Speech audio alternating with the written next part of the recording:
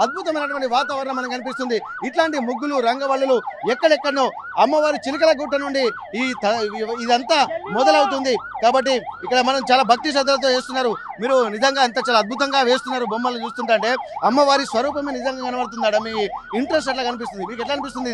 ఇది అమ్మవారు రావడంతో మేము ప్రత్యేకంగా హైదరాబాద్ నుంచి వచ్చాము. మేము హైదరాబాద్ నుంచి వచ్చేసి ఏంటంటే ప్రతి సంవత్సరం అమ్మవారిని ఆహ్వానించడానికి ఇలా వేస్తూ ఉంటాము. అమ్మవారు రావడానికి అమ్మవారు వచ్చేటప్పుడు 2 ఏళ్ళకు ఒక్కసారి అమ్మవారు వస్తారు. కాబట్టి అమ్మవారు వచ్చే ముందు ఇలా అలంకరించుకొని అమ్మవారిని ఎంతో సంతోషంగా ఆహ్వానిస్తాము, ఎంతో సంతోషంగా పిలుస్తాము. అంతో బాధతో అమ్మవారిని మళ్ళీ వనప్రవేశం పంపిస్తాం. మేము అమ్మవారు ఎంతో కన్నీరు మున్నీరుతో అందరినీ వాళ్ళ పిల్లలని కలుసుకోవడానికి ఇక్కడికి వస్తుంది గద్దెల మీదకి. అందుకే మేము ఇట్లా లంగపల్లిలో పటంతోని అమ్మవారిని ఇక్కడ పిలిచి ఆహ్వానించి అమ్మవారిని ఎంతో సంతోషంగా గద్దెల మీదకి చేరుస్తామని చెప్పేసి.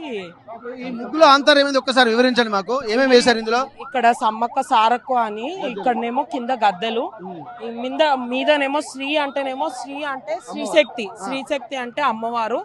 అందుకు సంబంధించి మేము శ్రీని వేసాము.